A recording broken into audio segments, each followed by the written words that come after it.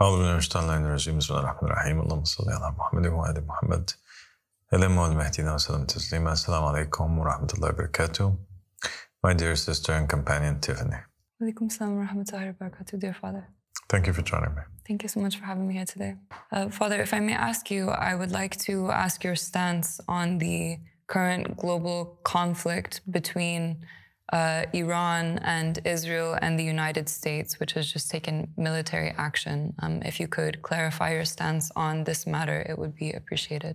Kami percaya apa yang sedang berlaku di Timur Tengah kini bukan sahaja terhadap Iran, tetapi juga terhadap Syria, Palestin dan seluruh negara Muslim sejak zaman Arab Spring hingga kini.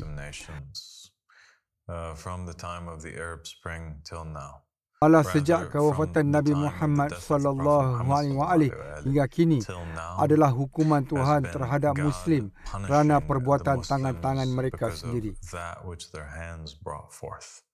Dan kita tahu dari Al-Quran bahawa Allah tidak menghukum sesuatu kaum melainkan kerana perbuatan tangan mereka sendiri.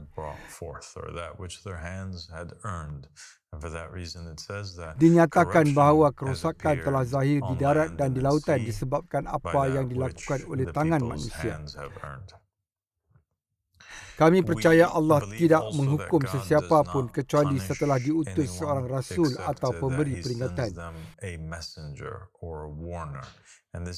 Ini adalah perkara yang amat jelas dalam Al-Quran dan merupakan sunnatullah yang tidak akan berubah. Kami percaya Allah Subhanahu Wa Taala perintahkan Nabi Muhammad SAW ketika hampir wafat untuk menulis dalam wasiatnya nama-nama para pewarisnya. Jika manusia berpegang kepada mereka, mereka tak akan sesat.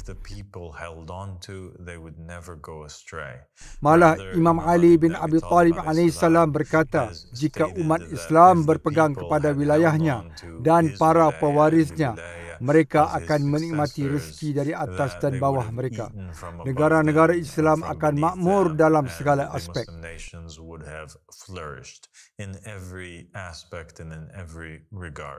Tapi umat memilih untuk meninggalkan Ahlul Bait alaihum salam, memenjarakan keluarga Nabi Muhammad, meracuni mereka, membunuh dan menyembelih mereka.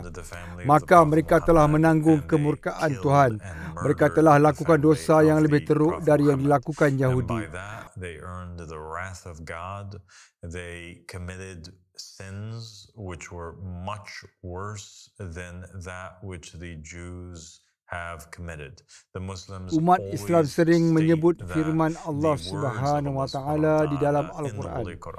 Janganlah kami termasuk dalam kalangan yang ditimpa kemukaan Allah. Merujuk kepada kaum Yahudi kerana mereka membunuh para nabi. Zakaria, Yahya dan cuba untuk membunuh Al-Masih, Isa bin Maryam melalui penyaliban. Maka dengan itu mereka dimurkai Tuhan. Tapi menurut hadis-hadis Nabi Muhammad dan keluarganya, umat Islam telah melakukan yang lebih buruk kerana mereka tahu Muhammad adalah Nabi mereka, namun mereka membunuh keluarga Nabi mereka. Yahudi ketika membunuh Zakaria, Yahya dan cuba membunuh Isa, mereka tidak tahu atau tidak percaya mereka itu adalah para nabi yang diutus kepada mereka atau keturunan para nabi yang mereka akui. Jika mereka tahu, tentulah mereka tidak akan lakukannya. Namun, umat Islam tahu bahawa Imam Ali bin Abi Talib adalah suami kepada puteri Nabi dan bapa kepada satu-satunya zuriat Nabi Muhammad. Namun mereka tetap membunuhnya dan semua anak-anaknya, iaitu para pewaris Nabi Muhammad.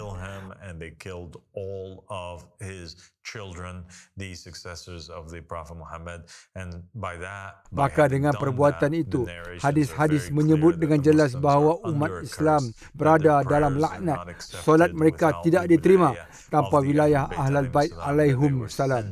Mereka disesatkan, dihukum untuk merayau dalam padang pasir. Seluruh dunia penuh dengan kehijauan kecuali negara-negara Islam kerana mereka telah dihukum akibat perbuatan mereka terhadap Nabi Muhammad dan keluarga. keluarganya. after what they did to the Prophet Muhammad and his family. Kami percaya bahawa mereka sentiasa dikirim para utusan, namun mereka terus menolaknya, dan kemuncaknya pada tahun 1999 apabila Imam Al-Mahdi Muhammad bin Al-Hassan Al-Askari mengutus utusan pertamanya kepada umat Islam, iaitu Imam Ahmad Al-Hassan Al-Yamani. Beliau menyeru manusia kepada ketuhanan Tuhan, menyeru kepada wasiat Nabi Muhammad sallallahu alaihi wasallam, mengibarkan panji al-bai'ah lillah.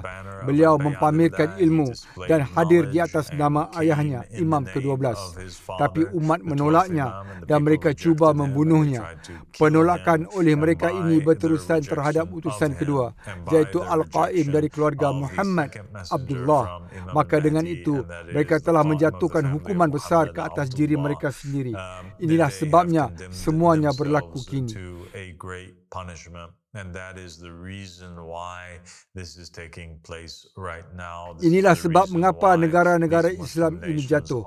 Ia adalah hukuman yang berlaku terhadap mereka, sebagaimana Bani Israel dan negara Israel, dan Kaabah suci di Israel runtuh dan mereka dihalau dan dihancurkan. And the holy temple in Israel collapsed and got sacked and got destroyed, and the Israelites were taken. Dan Bani Israel telah ditangkap sebagai tawanan kerana mereka gagal mengindahkan amaran Nabi Yeremia.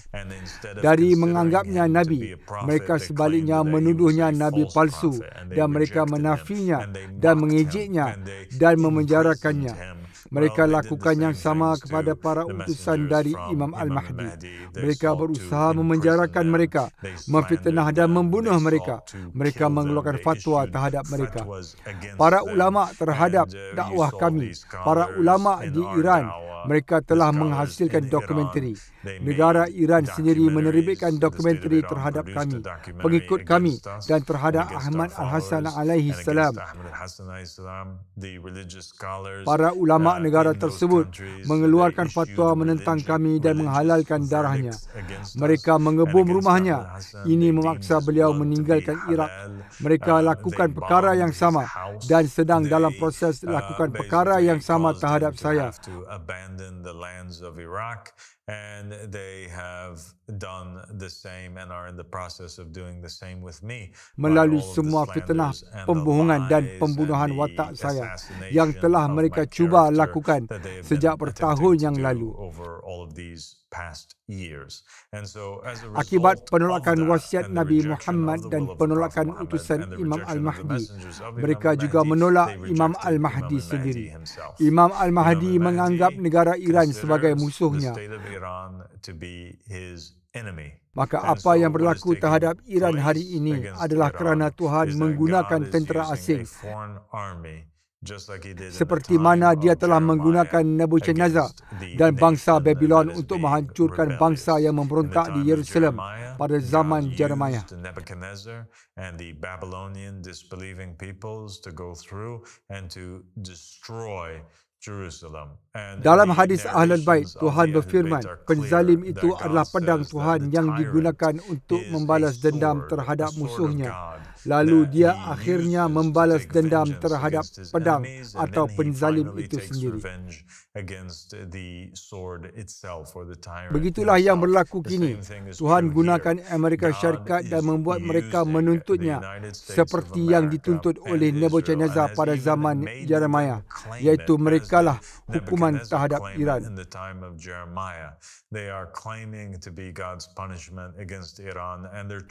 Ia dakwaan yang benar, bukan kerana Tuhan menyokong mereka, tapi Tuhan pasti gunakan mereka dan telah mengizinkan mereka bertindak ke atas negara-negara Muslim kerana penindasan mereka terhadap Muhammad dan keluarga Muhammad.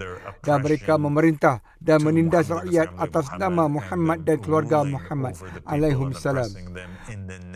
Of Muhammad and the family of Muhammad alayhi salam. Maka kami sokong hukuman Tuhan terhadap mereka dan melihatnya sebagai tertunainya nubuah. Dalam agama Yahudi, Kristian dan Islam telah disebut bahawa tanda kemunculan Al-Masih, kembalinya Isa dan kemunculan Imam Mahdi adalah berlakunya peperangan dan khabar angin peperangan.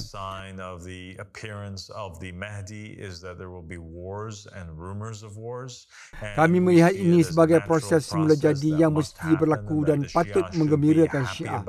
Banyak hadis Ahlul Bait alaihim salam menyuruh kita bergembira bila hal ini berlaku kerana musuh kita sedang memusnahkan sesama mereka sendiri.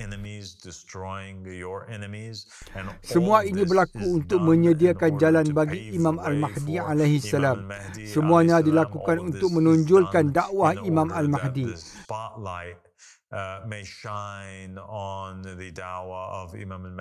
Dan membersihkan pentas dari semua para munafik dan perampas.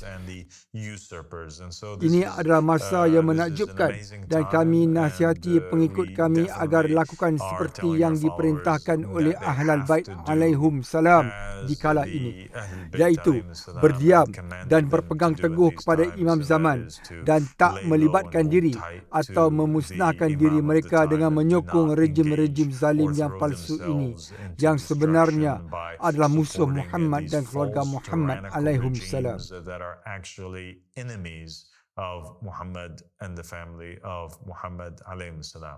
Maka hadis Muhammad dan keluarga Muhammad telah menyebut bahawa zaman Mahdi adalah zaman raja'ah, kepulangan besar, pengulangan hebat, reinkarnasi yang hebat dan kebangkitan besar semua orang yang hidup sebelum ini.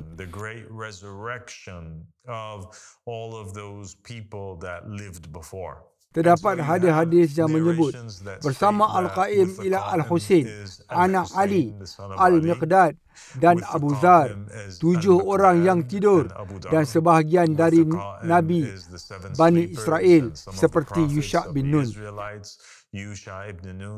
Hadis-hadis juga menyebut raja'ah adalah kembalinya semua orang beriman yang terbaik dan semua penzalim yang paling keji.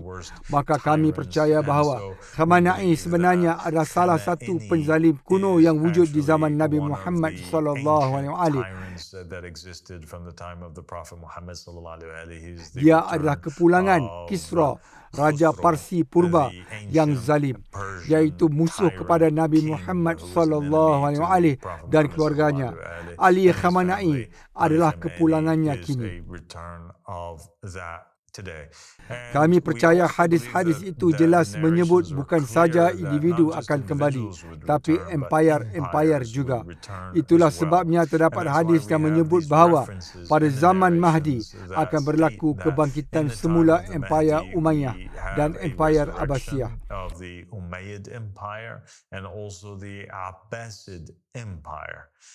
Kedua-duanya adalah empire pertama yang menggantikan Nabi Muhammad dengan cara menafikan hak Ahlul Bait. Mereka memerintah Muslim secara zalim.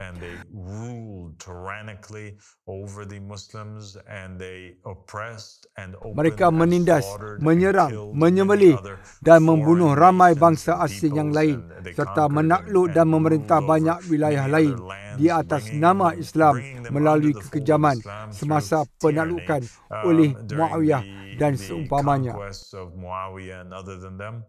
Bani Umayyah atau negara Umayyah adalah negara yang bermula pada zaman Imam Ali kerana fondasinya bermula dengan pemberontakan Muawiyah, anak Abu Sufyan.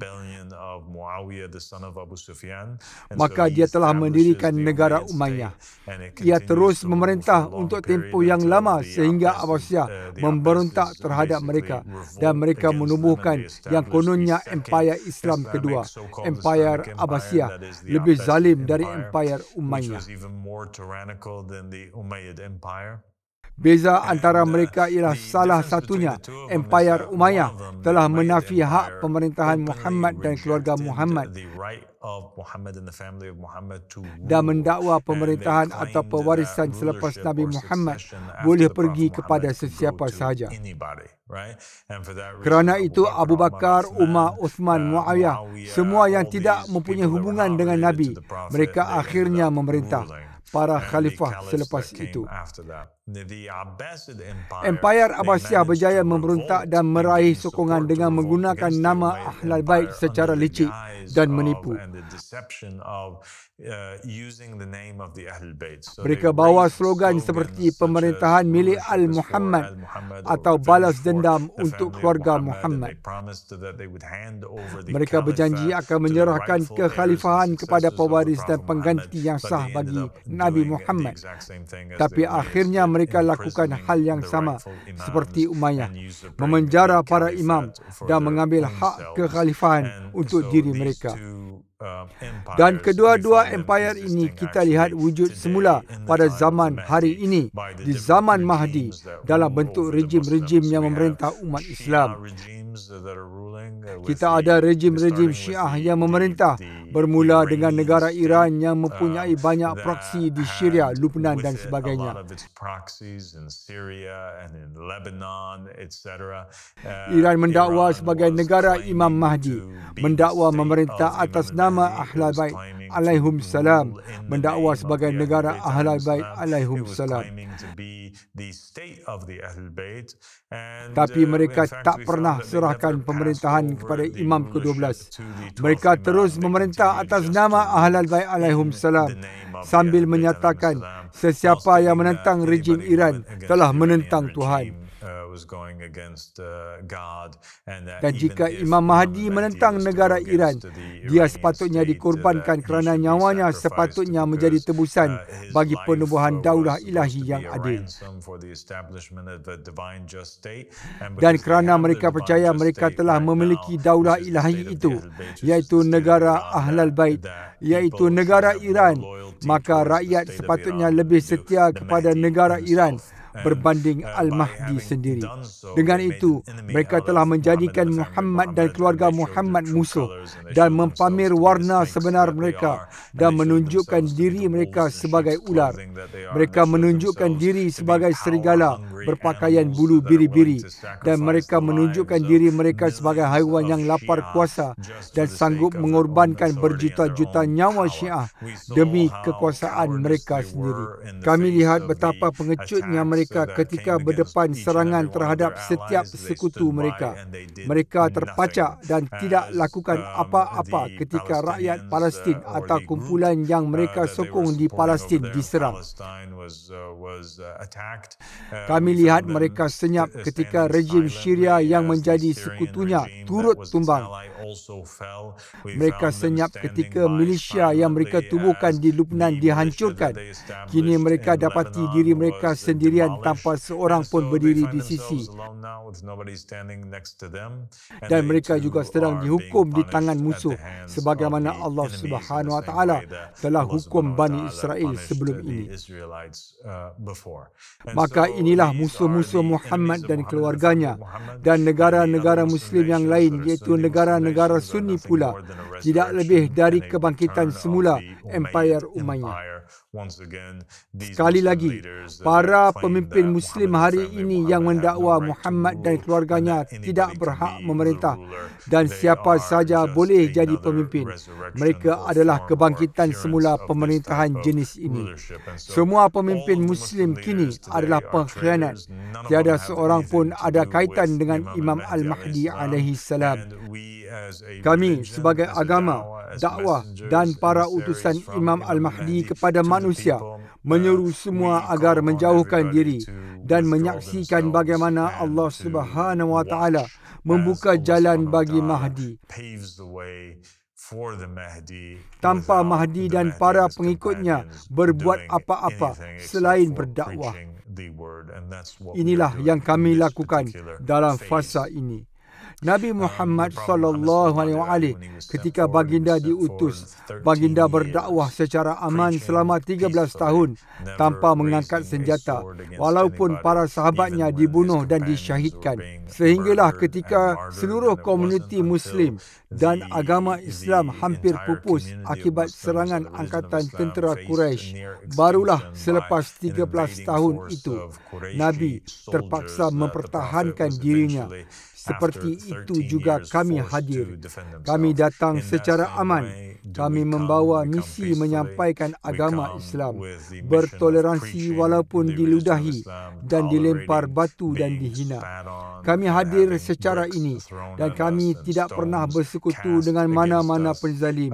Tidak kira siapa, sama ada mereka Nebuchadnezzar zaman ini, Empire Rome zaman ini, Bani Abbas zaman ini, atau Bani Umayyah zaman ini.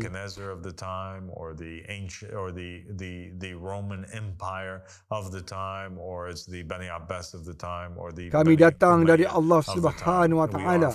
Kami hanya membai'ah kepada Tuhan dan kami berpegang teguh pada misi ilahi, iaitu menyebarkan risalah dakwah yang diberkati ini. Thank you so much for your answer. It has been very enlightening and it is a very important answer. Thank you, Father. Thank you.